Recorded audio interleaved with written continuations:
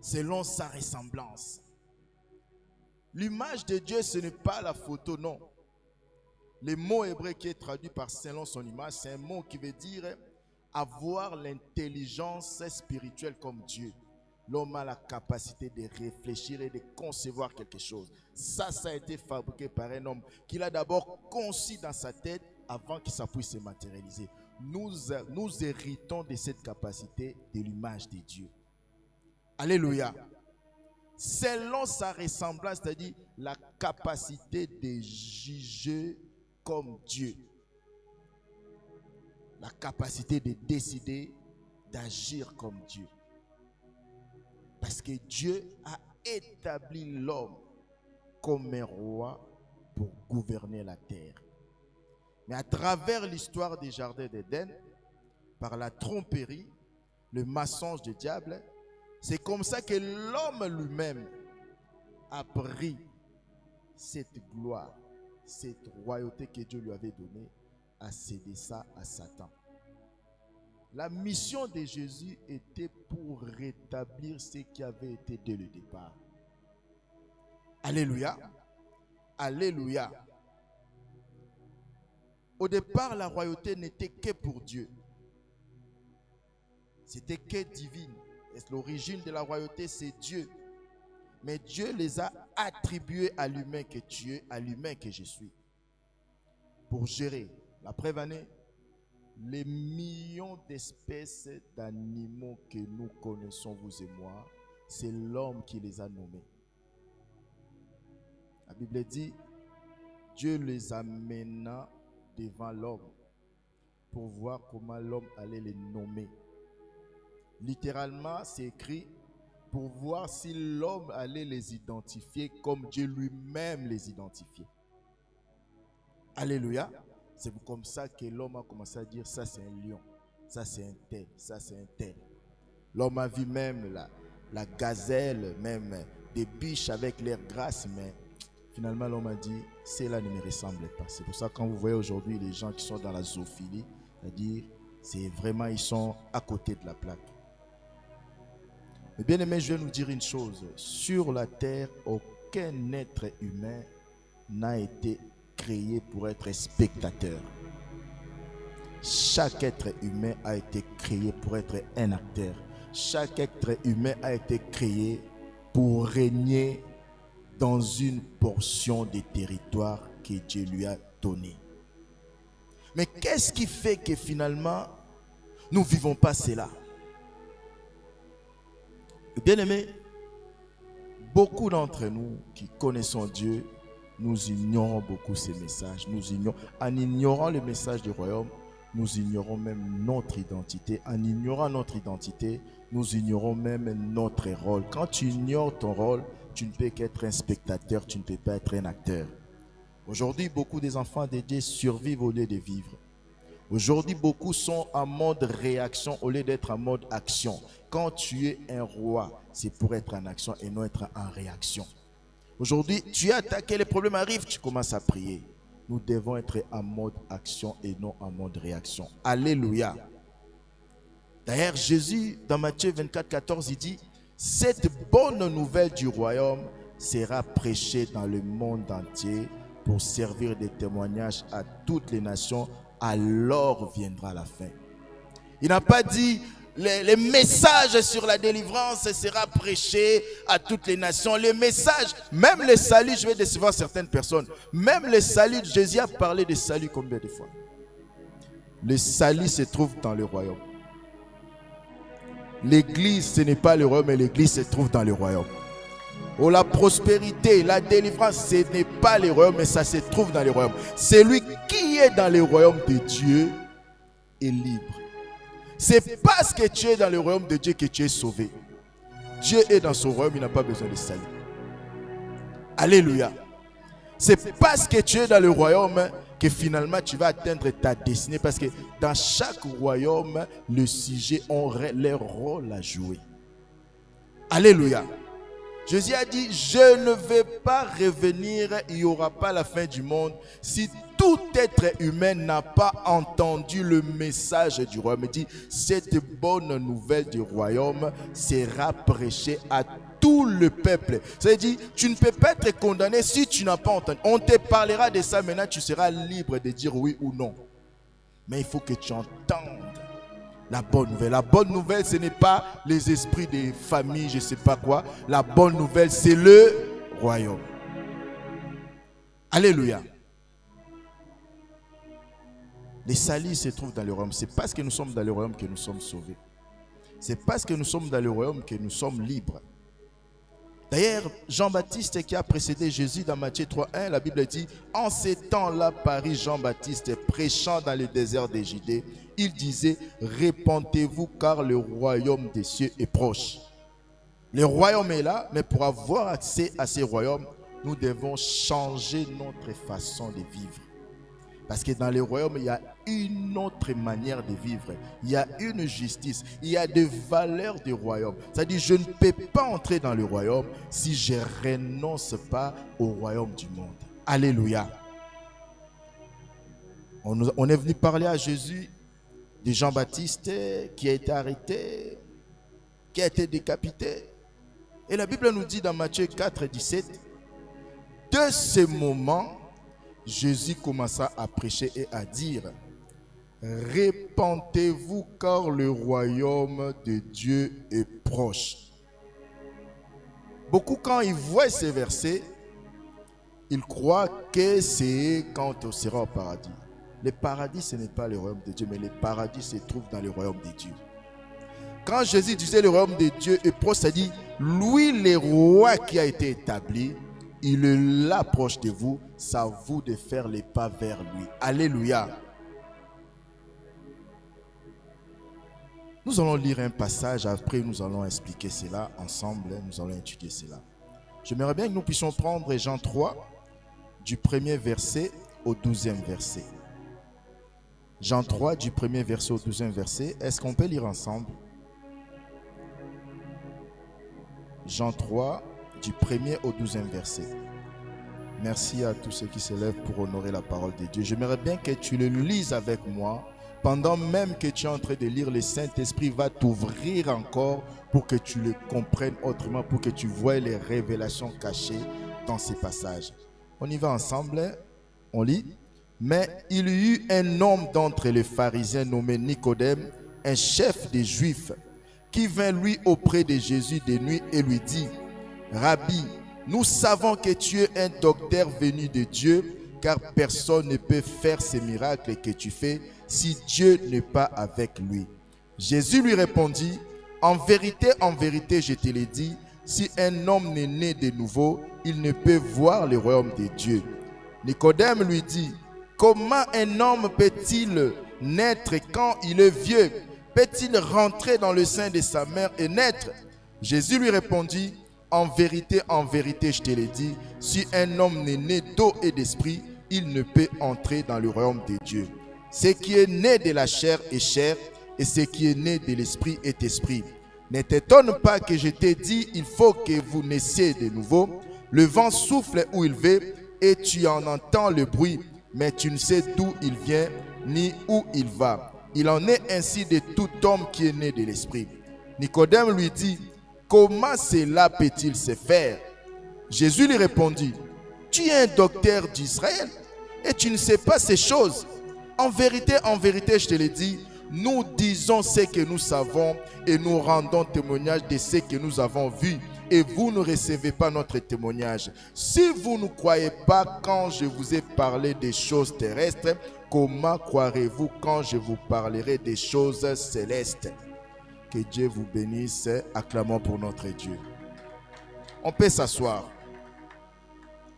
Il y avait un homme, c'était un des grands hommes, un des chefs des pharisiens. Un des pharisiens de renommée, Nicodème. Vous savez pourquoi cet homme est venu la nuit? Pour que personne ne puisse le voir. Il remarquait, lui il était dans sa théologie, dans sa religiosité. C'est une rencontre entre un homme spirituel et un théologien. Les théologiens voyant ce que Jésus faisait, il était étonné, mais la honte qu'on voit lui, un grand théologien, venir chez quelqu'un qui n'était dans aucune école biblique, par cette honte-là, il vient la nuit. Je ne sais pas, quand la Bible parle, la nuit, c'est vraiment la nuit. Hein? Il n'est pas venu à 18h, mais la nuit. Je ne sais pas si Jésus dormait, mais il est venu la nuit. Il est venu voir Jésus. Puis il dit à Jésus, Rabbi. Déjà ça c'est grave. Qu'il appelle Jésus Rabbi, c'est-à-dire maître. On ne pouvait appeler Rabbi que quelqu'un qui a été établi par les Sanhedrin. On ne pouvait appeler Rabbi que quelqu'un qui on sait, il a été au pied de tel Rabbi. Il a été formé par tel Rabbi. Mais Jésus n'est pas passé par ces procédés-là ordinaires. Je t'ai dit aussi, Dieu te placera à un endroit où tu ne passeras pas par des procédés normaux. Dieu a créé des procédures, Dieu a créé des parcours, mais il est capable de te faire sauter ces parcours-là. Il est dit, personne ne peut faire des choses que tu fais. Nous savons que tu es un enseignant. En grec, c'est écrit, nous savons que tu es un enseignant que Dieu a envoyé pour enseigner au peuple d'Israël. Car personne ne peut faire ces miracles que tu fais. Il a allié l'enseignement et le miracle. Si ce n'est pas Dieu qui l'a envoyé. Jésus, il avait sa façon de répondre. Il fallait vraiment avoir un esprit très élevé pour comprendre Jésus. Jésus, au lieu de commencer, non, ça veut dire ça. Mais la Bible dit, Jésus lui répondit, en vérité, je te l'ai dit, si un homme n'est né de nouveau, il ne peut voir le royaume de Dieu. Tu voyez bien, quand nous allons lire, tu vois, Jésus a dit voir et il a dit aussi entrer dans le royaume. C'est-à-dire, il faut une nouvelle naissance pour être capable de voir les réalités du royaume. Ce matin, quand on s'est réveillé, je méditais dans ma tête sur ce message. J'ai posé à mon épouse la question. J'ai dit, quand vous êtes enceinte, vous les femmes, c'est toi la maman qui décide que je vais mettre au monde? C'est quoi? Qu'est-ce qui provoque les contractions? Elle me dit, non, c'est l'enfant. C'est l'enfant qui, quand il veut sortir, commence à bouger, ça provoque des contractions. La maman et le médecin, les sages-femmes, vont juste l'aider à sortir. C'est ça que tu m'as dit. J'ai dit, si j'ai bien retenu la leçon, chérie. Il est en train de dire à Nicodème, tu me vois opérer des miracles. Tu me vois enseigner avec une telle sagesse que tu n'as jamais entendue. Nicodème qui chaque dimanche était là au temple en train de dire des sermons, de montrer qu'il a la connaissance. Mais il s'est rendu compte que tous ces sermons, tout son enseignement là n'étaient que des choses charnelles. Ça n'avait pas la puissance que Jésus avait. Il est venu poser à Jésus la question. Jésus lui dit, tu vois tout ce que je fais. Il n'y a pas de formule, il n'y a pas d'école de prophètes, mais tu dois passer par la nouvelle naissance. Ça veut dire quoi? Tu te trouves, un enfant qui est dans le ventre, il se trouve dans une réalité. La réalité du ventre de sa mère. Mais pour qu'il puisse vivre la réalité de l'extérieur du ventre de sa mère, cet enfant doit accepter de naître. Alléluia. Si cet enfant-là dit, je me sens bien là-dedans, je suis au chaud. C'est pour ça des fois il y a des enfants qu'on force pour qu'ils sortent. Il y a des naissances comme ça, l'enfant, soit il est fatigué, soit il est malade dedans. L'enfant, il y a 9 mois, mais l'enfant ne manifeste pas de contraction. On le provoque même. Pour que l'enfant se sente mal à l'aise dedans, pour que l'enfant puisse sortir. Ou on arrive à opérer. Parce que du moment où tu restes dans le ventre, tu ne sauras pas voir les réalités de la nouvelle, les réalités du royaume. Il te faut accepter de naître de nouveau. Il te faut accepter de quitter la réalité charnelle pour commencer à voir les guérisons. Ça fait partie du royaume de Dieu. Le miracle, il voulait faire comprendre à Nicodème que si tu acceptes de naître de nouveau, tu verras toi aussi ces réalités-là. Quand Nicodème dit, mais oh, comment un homme vieux comme moi peut-il entrer dans le ventre de sa mère? Heureusement, que ça ne devait pas être le cas. Imagine Samuel, le fils de sa mère. Aujourd'hui, il est plus grand que sa mère. Comment va-t-il retourner dans le ventre? Nicodème comprenait les choses charnellement, mais Jésus voulait lui faire comprendre que cela se passe spirituellement. Comment un homme vieux comme moi peut-il naître de nouveau? Peut-il rentrer dans le sein, dans le ventre de sa mère et naître? Jésus lui répondit, en vérité, je te le dis, si un homme n'est né d'eau et d'esprit. Né d'eau là, ce n'est pas le baptême. Alléluia. Ce n'est pas le baptême qui fait que tu sois né de nouveau. Non, le baptême, c'est l'expression de ce qui s'est passé spirituellement. L'eau dans l'ancienne alliance, ça représentait la purification. Et quand nous voyons dans la Bible, l'eau symbolise aussi la parole de Dieu que tu as entendu un jour qui t'a purifié. Naître d'esprit, c'est-à-dire, c'est le Saint-Esprit qui opère cela spirituellement. Et cela se passe en haut. Tu as peut-être dans ton acte de naissance né à telle ville, né à Kinshasa, mais sache que tu as des actes de naissance. Tu as un autre acte de naissance où c'est écrit né au ciel. Alléluia. Parce que la nouvelle naissance se passe en haut. Jésus lui dit, ne t'étonne pas que je t'ai dit il faut. C'est-à-dire, Jésus parle à l'impératif. Il faut. C'est-à-dire, beaucoup de gens, nous sommes dans les églises. Nous ne voyons pas. Quand Jésus dit voir, c'est-à-dire voir les royaumes. C'est voir la manifestation de Dieu dans ta vie. Même dans des petites choses. Même dans des petites choses. Normalement, Dieu a établi la prière pour qu'il nous exauce. Quand nous ne sommes pas exaucés, ne cherchons auprès de Dieu, mais cherchons auprès de nous-mêmes. Quel est le dysfonctionnement qui fait que je ne sois pas exaucé? Alléluia. Est-ce que je suis vraiment né de nouveau? Parce qu'il dit, si tu n'es pas né de nouveau, tu ne peux pas voir la réalité du royaume. Si tu n'es pas né de nouveau, si quelqu'un est né d'eau et d'esprit, ne peut entrer. C'est quoi entrer? C'est-à-dire, quand tu entres dans cette salle, finalement, tu vis la réalité qu'il y a dans cette salle, non? Quand tu entres dans le royaume de Dieu, non seulement tu vas vivre les réalités du royaume de Dieu, mais toi-même aussi tu vas les manifester parce que tu feras partie de cette réalité. Tu seras capable de prier pour quelqu'un même au téléphone, la personne est guérie. Ça parce que toi-même étant entré, tu ne vois pas seulement la réalité, mais tu deviens toi-même la réalité du royaume. Alléluia. Parce que tu es dedans. Vous savez, le bébé qui est dans le ventre entend la voix de son père.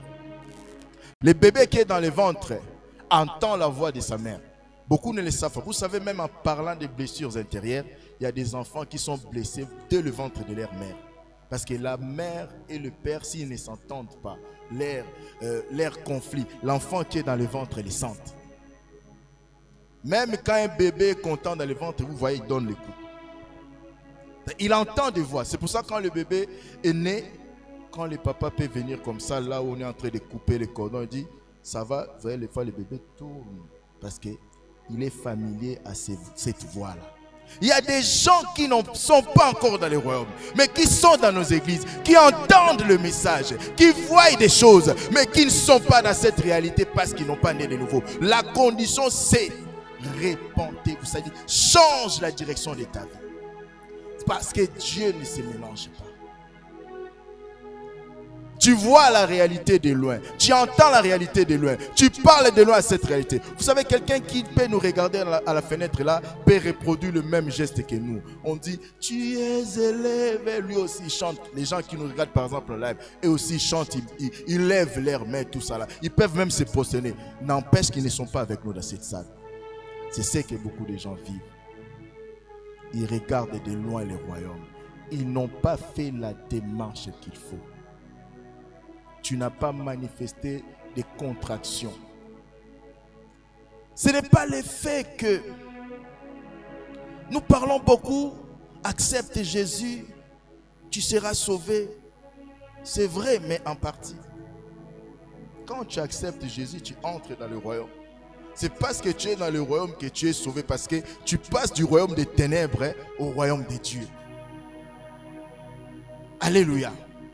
Mais cela ne se passe pas seulement parce que le pasteur te conduit. Oui, j'accepte le Seigneur Jésus. On le fait un peu de discours, tout ça. Non, la Bible dit, si tu confesses de ta bouche et tu crois dans ton cœur. Tu peux confesser. Si dans ton cœur tu n'as pas cru, tu peux être là avec nous à l'église, mais tu es encore dans les ventres, mais tu n'es pas sorti encore des ventres. Tu entends la même chose que nous, mais tu ne peux pas les manifester parce que tu n'es pas dedans. Pour manifester les royaumes, il faut être dans les royaumes. Pour être dans les royaumes, il faut naître de nouveau. Alléluia. Jésus dit une parole à Nicodème.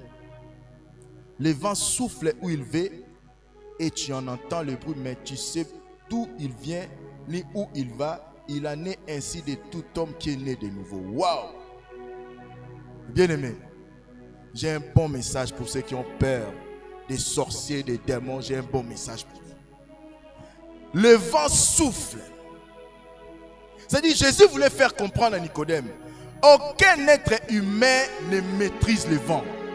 Aucun autre humain ne comprend ou peut dominer sur le vent. Le vent fait ce qu'il veut, nous ne le voyons pas. On peut te dire la tempête arrive, même si tu ne le vois pas. Tu comprendras qu'il y a la tempête, tu verras que ça fait voler les objets, ça fait renverser des maisons, ça peut même t'emporter. Là tu dis, ah il y a le vent, mais personne ne connaît le visage du vent. Quelqu'un qui est né de nouveau est comme un vent, c'est-à-dire il est insaisissable. Si tu es né de nouveau, aucun sorcier, même le diable ne peut pas se saisir parce que tu es comme un vent.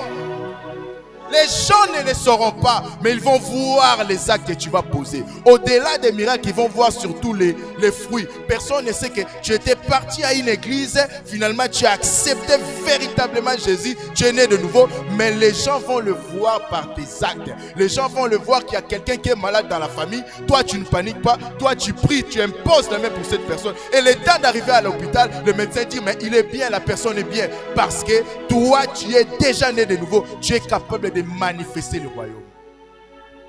Tu ne peux pas manifester le royaume si tu n'es pas dans le royaume. Tu dois savoir une chose. Tu es du royaume, mais tu vis dans un pays étranger. Tu es comme une représentation diplomatique. Alléluia. C'est pour ça que Jésus disait aux gens, il n'a même pas sifflé les gens, mais c'est un ordre. Ne vous inquiétez de rien.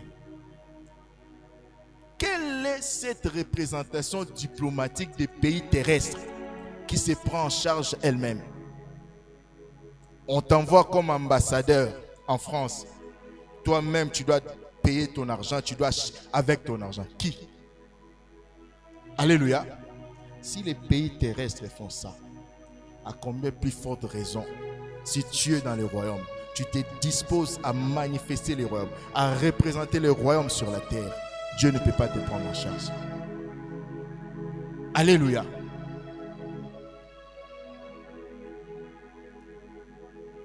Tu es insaisissable si tu es né de nouveau. Comme le vent. Et personne ne peut te maîtriser spirituellement. Personne ne peut te contrôler spirituellement. Qu'on ne te dise pas, et nous aimons bien ça parce que psychologiquement ça fait du bien. Culturellement nous aimons ça. Tu vas aller chercher ton étoile qu'on a mis dans ton village. Oui, c'est normal. Si tu n'es pas né de nouveau, on peut prendre ton étoile, on met dans ton village. Mais si tu es né de nouveau, tu es insaisissable.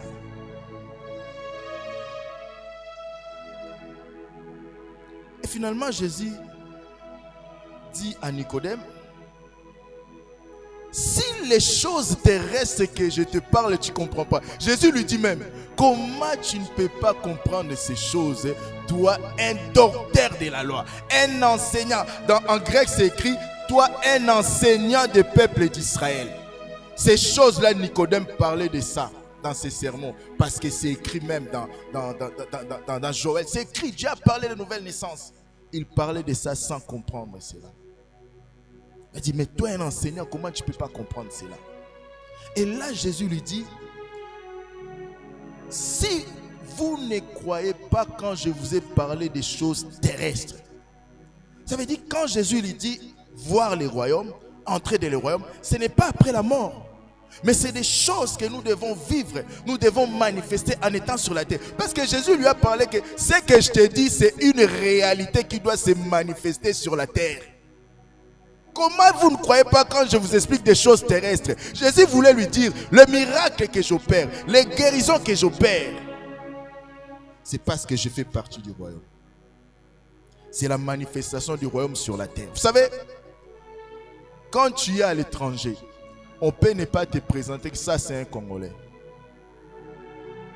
Mais quand on se voit, on sait que ça c'est un Congolais. Alléluia.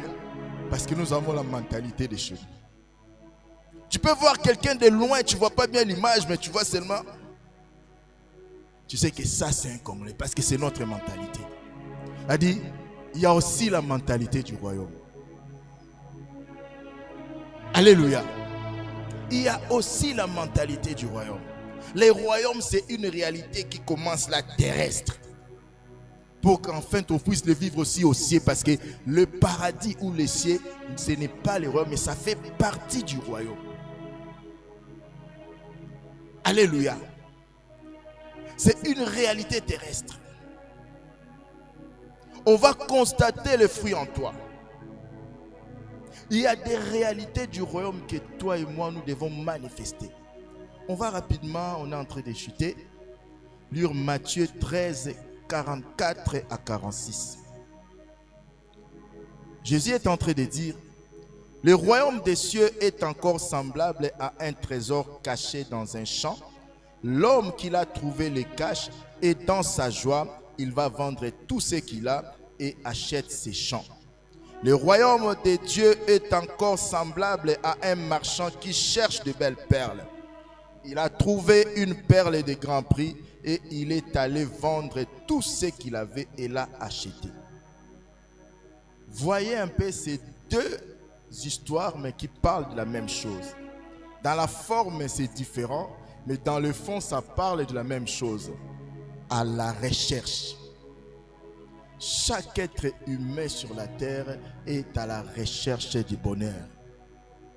Les gens sont prêts à tout pour vivre le bonheur terrestre.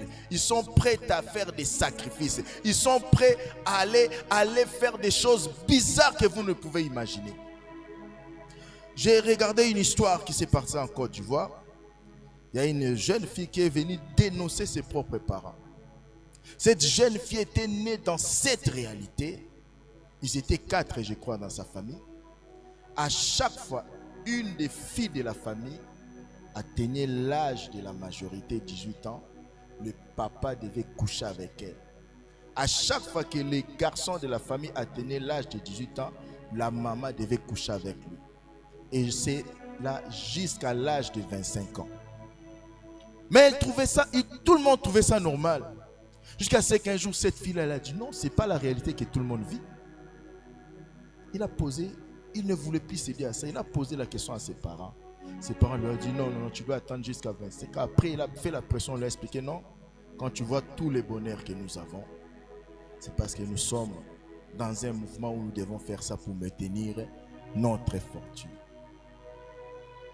Bien-aimés, les gens sont toujours, dans tous les temps, toutes les époques, les êtres humains sont à la recherche de bonheur, sont à la recherche de paix. Les êtres humains cherchent, veulent être aimés, veulent aussi aimer. Mais tout ce que nous cherchons dans le monde, se trouve le royaume de Dieu plus que cela. Il est en train d'expliquer, c'est encore semblable, un trésor caché dans un champ. L'homme qui l'a trouvé le cache et dans sa joie, il va vendre tout pour acheter ses champs. Cela veut dire quoi? Si je trouve qu'il y a seulement les trésors là, mais je prends les trésors, c'est bon. Mais pourquoi je vais vendre tout ce que j'avais et les trésors que je viens de ramasser là, je le vends aussi, je vends aussi tout ce que je possède pour aller acheter ces champs. Ça veut dire ce qu'il y a dans ces champs là est plus que ce que je possède. Cela veut dire quoi? Cet homme, quand il a trouvé, finalement il avance un peu, il creuse, il trouve encore les trésors. Il avance un peu, il creuse, il trouve encore les trésors. Il dit non, il y a plein de trésors ici. Alors il va vendre pour posséder carrément les champs. Tout ce que tu cherches dans le monde, Dieu te l'accorde dans le royaume. Vendre tout, c'est-à-dire tout ce qui représentait une grande valeur dans l'échelle de tes valeurs dans le monde. Tu peux renoncer à ça, rien que pour le royaume. Si les gens n'arrivent pas à renoncer à certaines choses, parce que tu n'as pas encore trouvé les vrais trésors. Les jours où tu trouves les vrais trésors, tu vends tout ce que tu avais. On dit celui qui était là en train de chercher, c'est un acheteur de belles perles. Mais il a trouvé une perle de grand prix. Il fait la même chose. Il va vendre tout ce qu'il avait pour acheter ces trésors-là. Je peux renoncer à ces maris d'autrui-là, malgré qu'il m'entretenait bien, malgré qu'il me louait un bel appartement en ville, malgré que je roulais avec une Jeep de 100 000 $. Je peux renoncer à ça les jours où je trouve véritablement le royaume. Alléluia. Parce que c'est une perle d'un grand prix. Bien-aimé, quand tu entres dans le royaume, c'est là que tu vas commencer à manifester le royaume. D'abord par tes fruits.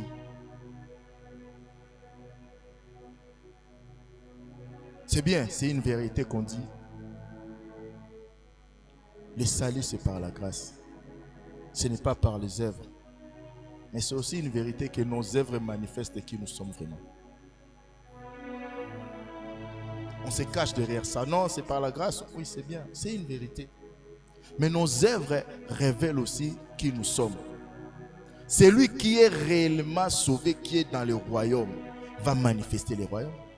Parce que c'est pour ça qu'on nous parle de renouvellement de l'intelligence. C'est-à-dire, tu auras la mentalité. Tu n'as qu'à voir quelqu'un avec qui vous étiez amis ici.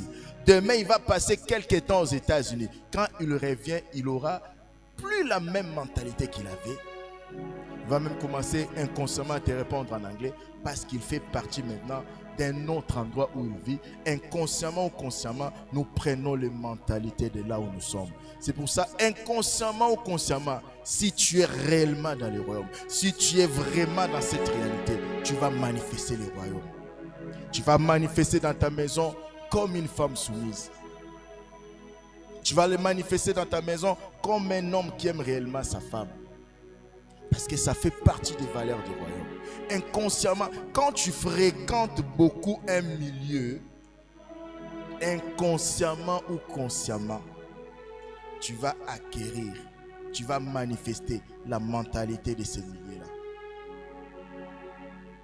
Ouais, des fois, les gens viennent ici, se font passer, oh, moi je suis quinois. Mais ils sont tout de suite détectés même par les gens qui vendent là. S'il te plaît, ça c'est combien? Ici, à qui on ne dit pas s'il te plaît, ça c'est combien? Oh, combien? Donc, tout de suite, même si tu te fais passer pour un quinois, on sait te détecter après. Ici, on n'affiche pas le prix. Le prix, c'est par rapport au visage. Parce que inconsciemment, tu as acquis des mentalités. Inconsciemment, ici, nous, à Kin, je passe devant toi. Je laisse la porte claquer derrière toi. Toi-même, tu ouvres et puis tu ne trouveras pas grave. Hein? Mais quand tu fréquentes une autre mentalité en Occident, quand je passe devant toi, je te tiens la porte. Toi, si tu passes, tu me dis merci. Mais à qui tu peux tenir à quelqu'un la porte pour lui, il ne remarque même pas ça. Il passe aussi, il ne te dit pas merci. Ne le condamne pas, ça fait partie de sa mentalité. C'est-à-dire, si tu as la mentalité du royaume, tu sauras que dans notre royaume, nous pardonnons. On ne répond pas le mal pour le mal. Alléluia. La manifestation du royaume, c'est aussi le pardon. La manifestation du royaume, c'est aussi la maîtrise de soi. Ça fait partie aussi des fruits de l'esprit. Combien de gens sont des bons prédicateurs, sont des personnes qui parlent bien, qui sont élevés même dans les domaines séculiers, mais ils n'ont pas la maîtrise de soi.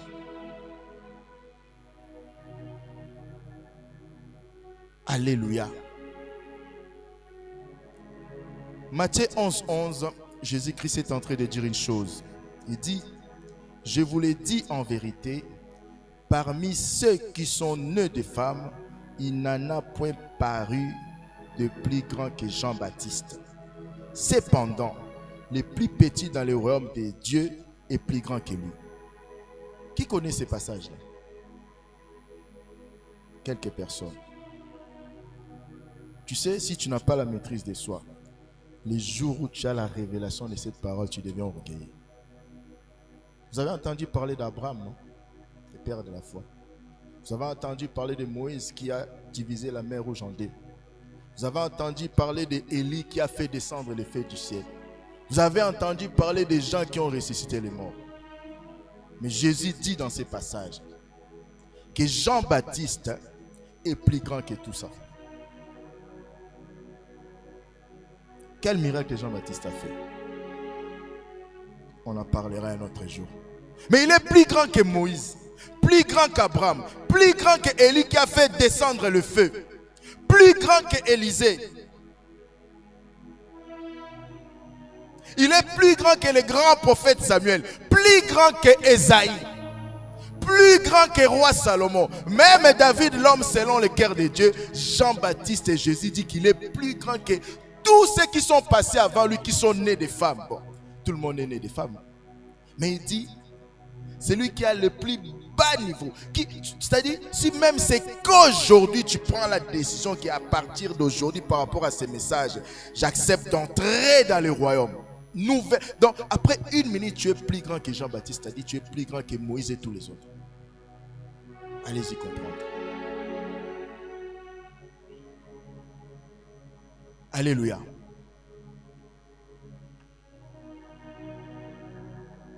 C'est pour ça que Jésus a dit, si vous croyez en moi, vous en ferez même des miracles plus que ce que je fais.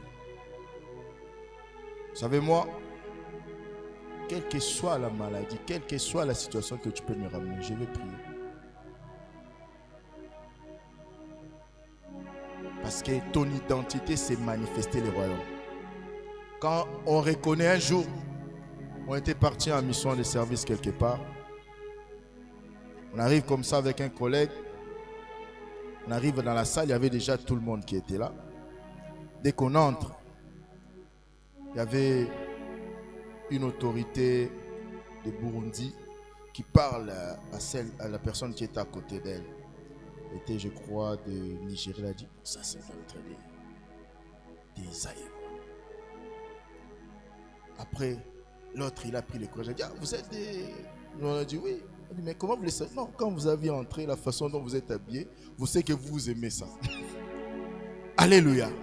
Ça veut dire, si tu es du royaume, tu arrives quelque part, tu sais que rien que ta présence peut inspirer la paix. Alléluia. Quand j'ai embrassé ces messages, à l'époque on venait de commencer l'église, j'allais voir mon assistant, j'arrive à l'ascenseur, et un monsieur qui m'appelle, qui me dit, pasteur, je vous ai vu sur le net, mais moi j'ai un souci, j'ai un problème de cancer, j'ai perdu plus de 70 kilos, plus de 70 kilos. Le médecin m'a fait retourner à la maison pour que j'aille attendre la mort. Il m'a dit, j'ai dépensé beaucoup d'argent. Il a été arnaqué par des pasteurs spécialistes de délivrance qui ont coupé des liens des familles, ont tout fait. Rien. Il m'a suivi sur Internet, je parlais sur des choses pareilles. C'est comme s'il me mettait en défi parce que, bon, vous savez, quand tu es au bout, tout ce qu'on te propose comme solution, tu prends. Il m'appelle. Je dis, attends, je suis dans l'ascenseur, je descends de l'ascenseur, il me rappelle. Je ne me suis même pas assis, j'étais debout. J'ai dit, bon, j'ai entendu tout ce que vous m'avez dit, papa. C'était un Congolais. J'ai dit, est-ce qu'on peut prier? Oh oui. Mais il était un peu déçu que je lui propose d'emblée de prier. Au lieu que je puisse établir un programme, on va se voir. J'ai dit, on va prier. J'ai prié pour lui. Il était déçu, même pas 5 minutes. C'était au mois de septembre. 2 mois et demi après, je vois le papa là m'appelle. Je n'avais pas enregistré son numéro, mais comme il m'appelait depuis la Suède, j'ai dit bon. Le monsieur me dit, pasteur, je ne comprends rien. Moi, je dis, qu'est-ce que j'ai dit des bêtises? Je dis, qu'est-ce qu'il y a, papa? Depuis les jours que vous avez prié pour moi, tout ce que je ressentais comme douleur, je dormais avec cette douleur. Le cancer, je me réveillais avec cette douleur. La douleur n'existe plus. Qu'est-ce que vous avez fait? Moi, je dis, c'est pas moi. Alléluia. Moi, je dis, moi, j'ai fait ma part. Mais c'est la personne qui guérit, qui vous a guéri. Je crois en lui. Alléluia. Et quand c'est papa, finalement, il a dit que ma femme et moi, nous allons le visiter. Je vous épargne. Et il était vraiment reconnaissant. C'était pour la première fois de ma vie, dans mon ministère, d'avoir une telle somme. Il a dit, je vous prends en charge, venez nous visiter. C'est quand on est arrivé, sa femme maintenant prend le courage de nous dire, papa, il n'y avait pas seulement le problème de cancer, mais on avait le sida. Nous deux, nous sommes connus dans un centre de sidatique. Il y a beaucoup de choses que nous ne connaissons pas au Congo. C'est là que je suis, il y a une différence entre un séropositif et quelqu'un qui est sida. Quand tu as le sida, c'est-à-dire la maladie est là. Un séropositif est encore. Alléluia. Il a dit, mais nous, on était déjà au stade de sida. On s'est rencontrés. Il connaissait ma réalité, je connaissais sa réalité. Mais tu as prié pour lui, mais moi aussi j'ai été guéri. Alléluia. J'étais pressé, j'ai dit, ah, vous allez témoigner. J'arrive à la maison, il y a une voix qui me dit, pourquoi tu veux qu'il témoigne publiquement? Tu sais, tu commences à parler avec tes pensées. La voix me dit, tu veux avoir les honneurs, mais moi je ne veux pas qu'il témoigne.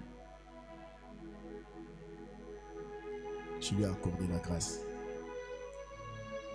Bien-aimé, quand tu manifestes le royaume, tu ne seras jamais dans l'orgueil. Parce que tu sais que cela ne dépend pas de toi. C'est parce que tu es accrédité par le royaume que tu accomplis ces choses-là. Alléluia. Si tu es une représentation diplomatique du royaume sur la terre, le royaume te prendra en charge.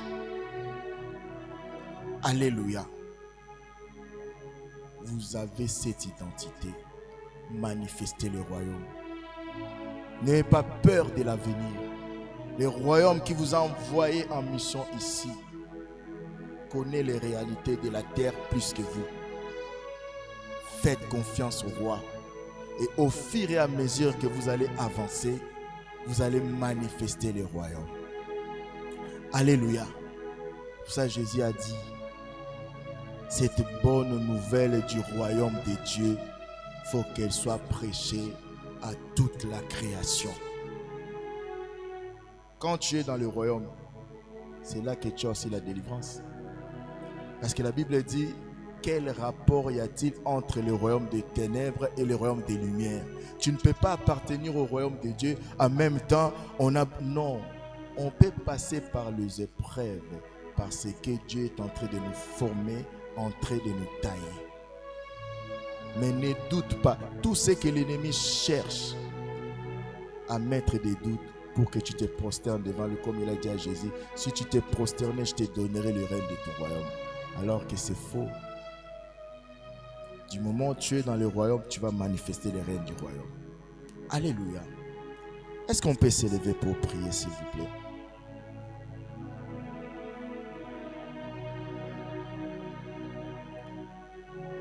Ce dimanche, c'est un dimanche où le royaume va se manifester par des guérisons. Dieu avait déjà révélé cela prophétiquement. Il ne va pas seulement guérir des corps malades, mais il y aura des affaires qui seront guéries. Pas parce que tu as donné une offrande. D'ailleurs, la bénédiction de Dieu ne se monnaie pas parce que le royaume de Dieu a une richesse incommensurable. Mais parce que tu as cru en ces messages du royaume, tes affaires seront guéries. Ton mariage sera guéri. ta famille sera guérie. Ta vie sera guérie.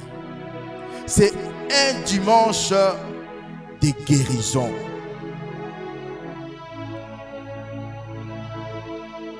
J'aimerais bien, avant que tu pries, que les yeux fermés, que tu voies en esprit dans quel domaine de ta vie que tu veux voir le royaume se manifester. Tu peux voir que cette chose, telle situation dans ma vie, dans ma famille, ce n'est pas la manifestation du royaume de Dieu, mais c'est la manifestation du royaume des ténèbres. Je veux que le royaume se manifeste à travers mon emploi, à travers mes projets. Je veux que le royaume se manifeste. Oh mon bien-aimé, Daniel, auprès des rois Nebuchadnezzar, il représentait les royaumes. C'est pour ça la Bible dit, il y avait plein de sages, plein de magiciens autour des rois, mais Daniel les dépassait tous parce qu'il devait manifester la dimension de l'intelligence, de la sagesse qu'il y a dans le royaume. Une sagesse infiniment. Jésus disait aux gens, vous avez appris sur Salomon. Mais ici, vous avez plus que Salomon. Ici, là où tu es le représentant des royaumes, tu es plus que Salomon en sagesse. On fera appel à toi par ton chef.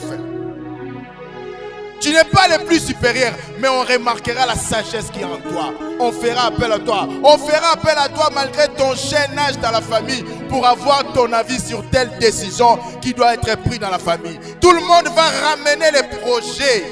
Mais quand toi tu ramèneras ton projet, on dira non, non, non, non. Ce projet est merveilleux. La façon dont même tu vas défendre ton projet, on prendra ton projet.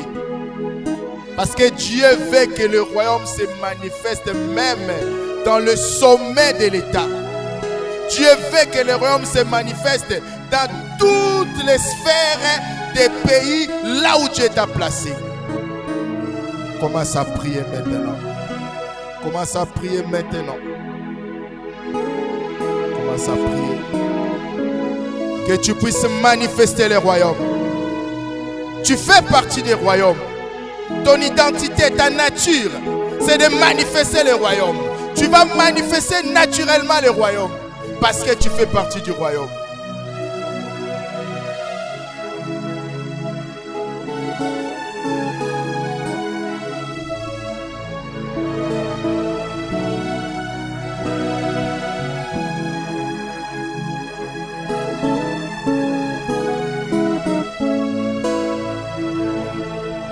Dans ta famille, tu dois manifester le royaume. On doit savoir que lui n'est pas dans le même royaume que nous. Lui, il fait partie maintenant du royaume de Dieu.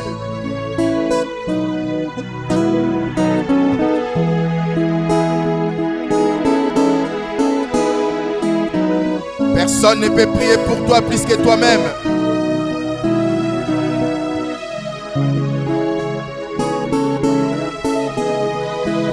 Quand Jésus parlait un jour, les gens ont dit, jamais un homme n'a parlé comme cet homme.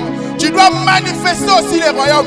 Quand tu ouvres ta bouche dans des réunions, dans des conférences, dans la famille, pour parler, qu'on puisse dire, jamais un homme dans ce pays, jamais un homme dans cette famille, jamais un homme dans cette entreprise n'a parlé comme cet homme.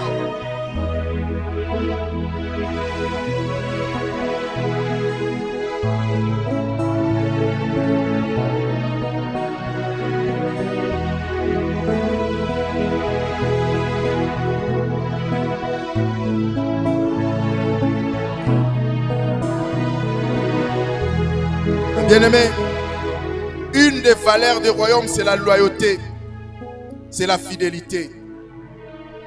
Est-ce que quelqu'un peut compter sur ta loyauté encore aujourd'hui? Est-ce que quelqu'un peut compter encore sur ta fidélité? Ton pasteur peut compter sur ta loyauté et ta fidélité. La loyauté et la fidélité, ce n'est pas ce que nous montrons aux gens en apparence, mais c'est ce que nous éprouvons pour les gens dans nos cœurs à l'intérieur.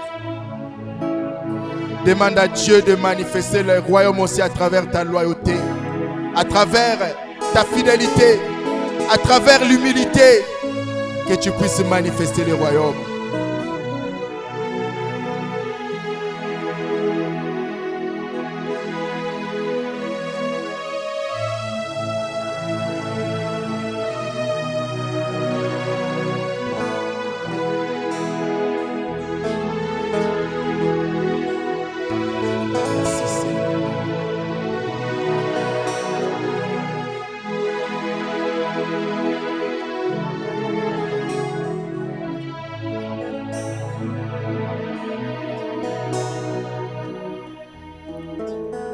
Tu es là peut-être.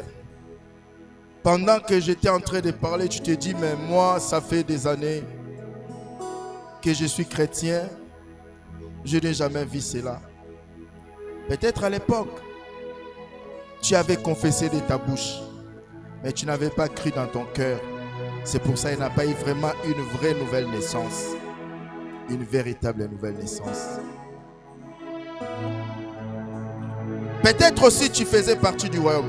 Dans le royaume, personne ne peut te chasser. Il n'y a aucun péché qui peut faire que le roi de gloire puisse te chasser du royaume. Mais il n'y a que nous-mêmes qui nous éloignons du royaume comme le fils prodigue. Nous prenons la richesse du royaume. La richesse du royaume peut être ton intelligence, peut être ton talent, peut être ta beauté. Nous prenons cela et nous allons dans un pays éloigné pour gaspiller cela. Mais depuis que tu es parti, le roi est dehors, le bras tendu en train de t'attendre. Tu peux faire ton retour. Commence à prier là où tu es. Dis à Dieu, oui, je m'étais éloigné de toi. Je suis parti dans un pays lointain. J'ai dilapidé mes richesses du royaume. J'ai utilisé ma beauté pour ravir les maris d'autrui. J'ai utilisé mon argent pour s'amuser avec les filles d'autrui. J'ai utilisé mon argent pour m'enivrer, pour détruire des vies dans l'alcool. J'ai utilisé mon argent pour comploter contre les gens, pour salir des réputations des gens. J'ai utilisé mon intelligence pour manipuler les gens, pour escroquer des gens. Pardonne-moi, Père. Pardonne-moi, le roi de gloire. Je reviens aujourd'hui vers toi. J'ai utilisé même les dons spirituels pour avoir l'argent, pour manipuler les gens. Pardonne-moi, Père, le roi de gloire. Ce matin, je reviens vers toi. Parle à ton Père.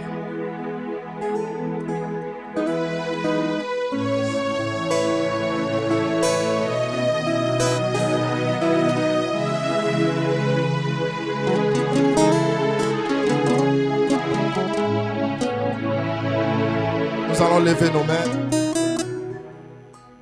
Et je vais appeler la prophétesse pour clôturer ce moment dans la prière. Levez nos mains, tes yeux fermés. Que ton cœur regarde vers Dieu. Merci Seigneur Jésus-Christ. Père, nous te disons merci.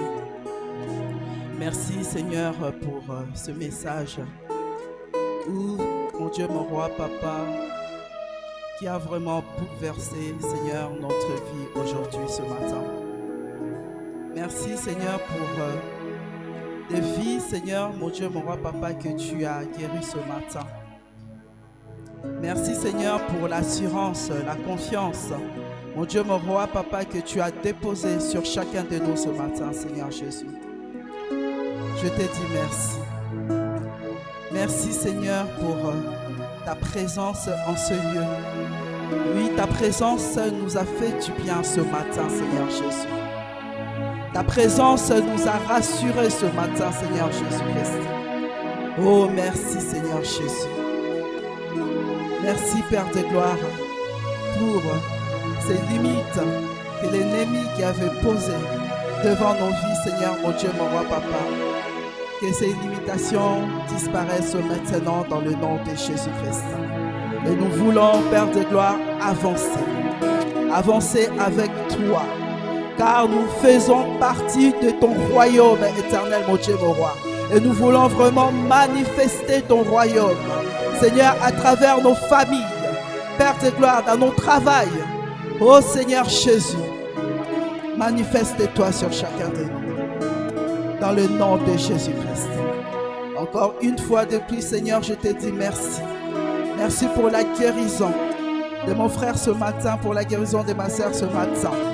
Merci, Seigneur, mon Dieu, mon roi, car tu as restauré des santé ce matin. Alléluia. Gloire à toi, Seigneur Jésus. Et je prie. Amen. Pouvons-nous acclamer pour notre Dieu, s'il vous plaît. Nous sommes arrivés à la fin. Nous allons juste donner nos offrandes librement, en tout cas.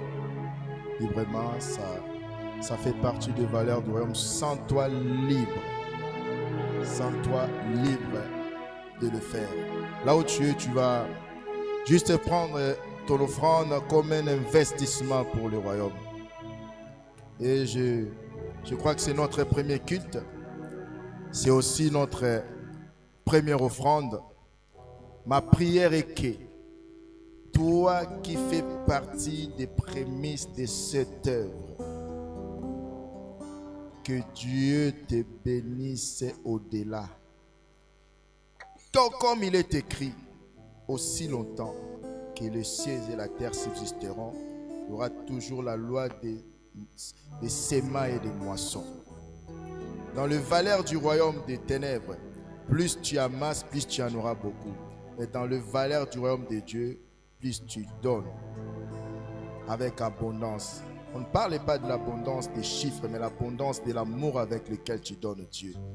Dieu te donnera aussi abondamment. Tu vas prier, tu vas donner une mission à ton offrande. Et à chaque fois que quelqu'un sera béni dans cette vision, que Dieu se souvient de ton offrande. À chaque fois qu'il y aura une maladie devant toi, devant ta famille, que Dieu se souvient de ton offrande. À chaque fois, même quand le médecin dira qu'on ne peut rien, mais que Dieu te souvienne que tu as investi dans le royaume. Commence à prier. Ne donne pas ton offrande en étant silencieux. Commence à prier. Et pendant que nous allons être conduits dans un moment de louange, nous allons nous avancer librement pour donner notre offrande.